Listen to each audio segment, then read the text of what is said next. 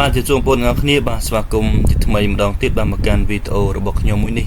បាទចឹងវីដេអូរបស់ខ្ញុំមួយនេះគឺចង់បង្ហាញបងប្អូនពីការចិញ្ចឹមមាន់ហើយក៏ទាក់ទងទៅនឹងបទពិសោធន៍នៃការចិញ្ចឹមមាន់បាទអញ្ចឹងខានចេញវីដេអូរៀងយូរដែរបាទអញ្ចឹងនេះក៏មកធ្វើវីដេអូមួយបាទបន្ទាប់ពីយើងមានបទសន្តិភាពបងប្អូនណាយើងចុះកិច្ចព្រមព្រៀងសន្តិភាពហើយបាទអញ្ចឹងគឺយើងមានសន្តិភាពហើយបាទអញ្ចឹងយើងជាកសិករបាទឥឡូវនេះគឺខ្ញុំកំពុងតែសន្សំមាន់ទាឡើងវិញបាទបងប្អូនដែលបានទស្សនាវីដេអូរបស់ខ្ញុំកន្លងមកបងប្អូនដឹងថាពីមុនមាន់ទាខ្ញុំគួរសមដែរបាទយើងចាំទៅកើតគួរសមដែរអញ្ចឹងណាបាទបន្ទាប់ពីមានសង្គ្រាម5ថ្ងៃហ្នឹងមកបាទខ្ញុំទម្លាក់ចោលតែម្ដងបាទមិនសូវបានជា take care មាន់ទាអីទេបាទហើយក៏យើងយកធ្វើម្ហូបយកឲ្យអស់ទៅបាទអញ្ចឹងក៏សល់មេប្រហែលជា5បាទមាន់សល់មេ5ឈ្មោល1ហើយនឹងទាសល់ប្រហែលជាមេ3មេ4បាទមេ4ឈ្មោល1តែប៉ុណ្្នឹងឯងបាទអញ្ចឹងឥឡូវនេះចាប់ដើមកូនមាន់យើងចាប់ដើមញាស់បាន2សបុកហើយ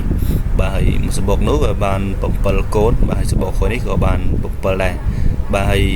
សបុកមុននោះខ្ញុំប្រឡែងឲ្យវាដើរហើយបាទដោយសារវារៀងត្រឹសដែរហើយបាទអញ្ចឹងគឺយើងបាន2សបុកបាទមាន់2សបុកឥឡូវនេះហើយទាមកសបុក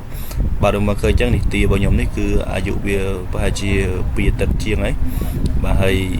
និយាយថាពីសុខភាពវាគឺល្អមែនទេបងប្អូនបាទអញ្ចឹងយើងសន្សំ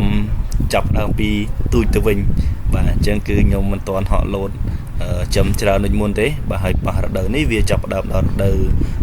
ខែកដឹកបងប្អូនណាខែកដឹកគឺវាចាប់ដើមធ្លាក់ខ្យល់ណាបាទធ្លាក់ខ្យល់អញ្ចឹងគឺវាពិបាកក្នុងការថែទាំកូនមាន់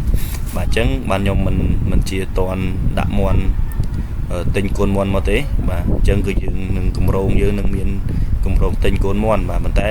មុនដែលយើងទិញមកគឺយើងត្រូវតែរៀបចំទ្រុងឲ្យបានស្អាតណាបាទទ្រុងខ្ញុំនេះគឺខ្ញុំអត់ទាន់បានបោសសម្អាតកើបអាចមាន់ចេញឬក៏ខ្ញុំដាក់តង់អីបិទបាំងអីទេបាទអញ្ចឹងយើងនៅអត់ទាន់បានធ្វើស្អាតណាបាទអញ្ចឹងគឺយើងធ្វើតាមលទ្ធភាពរបស់យើងសិនបងប្អូនបាទអញ្ចឹងបងប្អូនទាំងអស់គ្នាដែលបានទស្សនាវីដេអូរបស់ខ្ញុំបងប្អូនមានបានថែទាំកូនមាន់បងប្អូនមកគ្នាបានល្អហើយឬនៅបើឲ្យបងប្អូនមកគ្នាគិតថារដូវនេះងាយស្រួលក្នុងការចិញ្ចឹមមាន់ឬអត់ឬក៏មិនដែរបាទតែសម្រាប់ខ្ញុំគិតថាខែនេះបាទចិញ្ចឹមកូនមាន់រៀងពិបាកបន្តិចបាទប៉ុន្តែបើកូនទាគឺល្អមែនទេបងប្អូនបាទសារកូនទាភាគច្រើនគឺវាអត់សូវចាញ់ល្ងាទេបាទអត់សូវចាញ់ល្ងាទេហើយក៏វាមិនសូវត្រូវការកម្ដៅអីច្រើនដែរបាទប៉ុន្តែបើកូនមាន់វិញអត់ទេបងប្អូនបាទគឺតលើយើងចេះថែទាំវាបន្តិចដែរបាទបើសិនជាខ្ញុំអត់មានទូកម្ដៅអីទេបាទគឺយើងដាក់មេវាអញ្ចឹងណាបាទដាក់មេវាឲ្យវាក្រុងអីសិនទៅដូចបងប្អូនបានឃើញក្នុងវីដេអូនេះអញ្ចឹងបាទអញ្ចឹងគឺខ្ញុំធ្វើរបៀបហ្នឹងបងប្អូនបាទអញ្ចឹងនេះគឺកន្លែងមេទារបស់ខ្ញុំបាទគឺមានតែមេ3 4នេះហ្នឹងឯងបាទគឺកាប់ស៊ីអស់ហើយបាទមួយរយៈសង្គ្រាមណាបាទអញ្ចឹងនេះគឺខ្ញុំអត់មានចំណីអីស៊ីទេបាទដាក់ចុងកតែម្ដងឥឡូវនេះគឺក្រាប2សបុកទៀតហើយបងប្អូនបាទក្រាប2សបុកទៀតហើយវាជារឿងល្អដែរបាទខែនេះវាដាច់ទឹកភ្លៀងបាទដាច់ទឹកភ្លៀងទៅវាធ្វើឲ្យទារបស់យើងវាពងទៅវាអាចញាស់ល្អអញ្ចឹងទៅបាទប៉ុន្តែមួយរយៈមុនដែលភ្លៀងខ្លាំងនោះបាទគឺមិនសូវកាក់កបទេបងប្អូនអើយបាទគឺទាអីក្រាបខូចពងច្រើនណាបាទខូចពងច្រើនសារត្រង់ខ្ញុំធ្វើនេះគឺខ្ញុំអត់បានបិទបាំងវាល្អណាបាទវារៀងសាចទឹកភ្លៀងឲ្យសើមអញ្ចឹងទៅ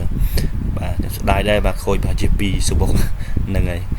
អូខេបងប្អូនហើយនេះបាទទស្សនាវីដេអូនេះទៅបាទគឺកូនទារបស់ខ្ញុំគឺសុខភាពវាល្អគ្រាន់បើដែរបើសិនខ្ញុំប្រៀបធៀបណារវាងទានិងកូនមាន់ណា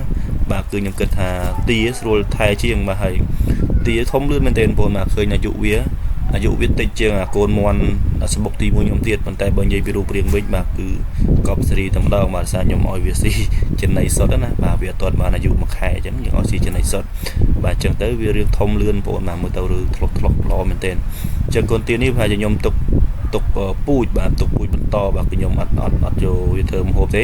បាទយើងមើលថែវាបន្តចេះល្អទៅហើយយើងនឹងទុកពូជវាធ្វើមេបាបន្តទៀតបាទសាទាខ្ញុំអស់ហើយបាទទាសល់តែមេ4ទេបងប្អូនឃើញនៅវីដេអូហ្នឹងបាទអញ្ចឹងយើងទុកពូជនេះបន្តបាទពួកឃើញវាធ្លុះល្អណាបាទហើយ ដោយសារខ្ញុំទុកពូជនេះខ្ញុំជំរើសដែរបាទដោយសារ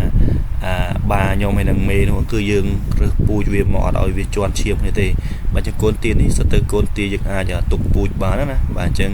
យើងមើលថែវាតិចទៅបាទហើយយើងមើលថែវាល្អបំផុតគឺឡងពេលអាយុវាក្រ1ខែបាទគឺយើងឲ្យស៊ីចំណីសម្រាប់សុទ្ធតែម្ដងណាបាទស៊ីចំណីសម្រាប់សុទ្ធអញ្ចឹងវាអត់ងាយអន់ទេបាទទាយើងអត់អន់ទេបាទគឺវាល្អតែបើសិនជាយើងដាក់ចំណីលាយទៅប្រេះបាទកូនទាយើងអាចនឹងខ្សោយអាចនឹងអន់អញ្ចឹងទៅបាទអញ្ចឹងក្នុងវីដេអូនេះអត់មានអីនិយាយច្រើនទេបងប្អូនបាទគ្រាន់តែចង់បង្ហាញបងប្អូនហើយក៏ចង់ប្រាប់បងប្អូនថារដូវនេះគឺយើងគួរតែមើលមាន់ទាយើងឲ្យបានល្អបាទខ្លាចវាងាយនឹងងាប់ហ្នឹងហើយអញ្ចឹងតិចទៀតខ្ញុំនឹងមានវីដេអូបន្តទៀតក្នុងការដាក់កូនមាន់បាទចាំកូនមាន់អីចឹងណាបាទអញ្ចឹងវីដេអូនេះគឺមានតែប៉ុណ្្នឹងឯងហើយក៏អរគុណច្រើនបងប្អូនអរគ្នាបានទស្សនាវីដេអូរបស់ខ្ញុំបាទសិនបងប្អូនស្រឡាញ់រាប់អាននៃការចំសัตว์បាទពីខែដល់មានជ័យបាទសូមបងប្អូនជួយចុច Subscribe ឆ្នាំខ្ញុំអ្នកមួយផងបាទដើម្បីទទួលបានវីដេអូថ្មីៗរបស់ខ្ញុំបន្តទៀត